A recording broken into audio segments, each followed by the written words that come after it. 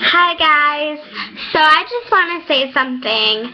Bullying happens a lot where I come from, and I just want to say to you guys, some things that the bully says to you aren't true. So I'm going to give you little pointers that you can use if your cousin or your sister or your little brother or your little sister, or if you're being bullied. Number one, what I do, because I get bullied, practically more on the bus than ever. So what I do is I don't turn away, and I turn towards the front. I turn towards the front, so I don't talk to them. I don't see them back here. I don't do anything towards them. Anyways, you can ignore them. You can think rude things in your head that you might not say, because if you say something to them, they can go back and say, well, she said this and she said that, or he said this and he said that, and then you would be in trouble. Well, the other person would be in trouble too, but not as much as you would be. And you wouldn't be in trouble if you wouldn't say those things. And I know you guys want to say something like, oh, you want to say something, but don't do that, because it's it gets the bully on its nerves. Second thing that I want to say is, if they come up to you and say, come with me, I want to show you something, don't go. Make sure you have somebody, because if you get in a fight, you can always rely on your friend, and you can look at your friend, and your friend could run to the teacher or run to an adult and get you help. You never leave your friend, you never leave your buddy, you never leave those type of things, because if you leave them, it's pretty bad, and you would get pretty beaten up. And if you don't want to get beaten up, you can use those things. Third thing that I want to say is that don't let the bully push you around. I know that's hard to say, like how, like a shove. No, I'm saying, like, don't let the bully push you around. Because if the bully pushes you around, like says, oh, you're such a fat idiot, you would never be, like, amazing, no. You're never going to find out who you really are and who you're really being. And don't let your bully, if you have a big dream, chase that big dream. If you have something in your head, like a goal, don't let that bully mess your goal up, or let that bully mess you up, because it doesn't. Try to talk to them.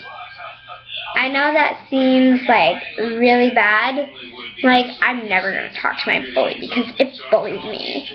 No, because if they use physical violence, you can talk to them calmly, and you can say, no, you cannot hurt me like that. You cannot push me around and do that. Stop being mean. You are not proving anything to your friends if that's what you're trying to prove. And that will get the bully to say, and what they're trying to do is trying to get your attention. So I guess that's not the best way, but if they use physical violence on you, you can say that. You can say, don't. I don't want you touching me. And even if you want to punch them back and you want to hit them back, you don't do that, because it's very hard for the person not to do that, and it's very hard. Fourth thing you can do is you can count to 10 if they're in your space, like and they follow you and they try to bully you, and they try to push you around. Is you can say some, like, count to 10 and walk away. walk away. If they're bullying you, if this is the person bullying you, and this is the other person that's not, you're going to get in a fight, and if you throw the first punch, you're going to be in the worst trouble. But if you don't throw the first punch, you're going to be okay. I'm not saying that you're going to be the best puncher. Don't go around punching people, but don't go around punching people. I'm really serious. Don't go around punching people because you're going to get in trouble. And you can't say, oh, well, a person on YouTube told me I can punch anybody.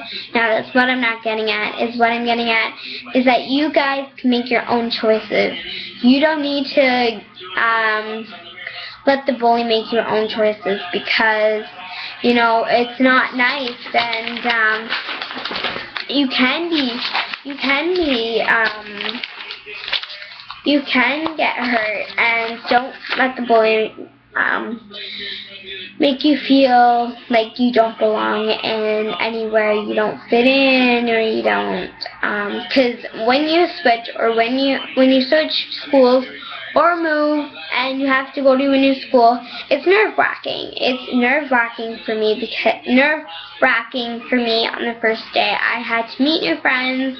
I had to meet my new teachers. I had to meet new people. I had to meet all these different people, and I was just so overwhelmed.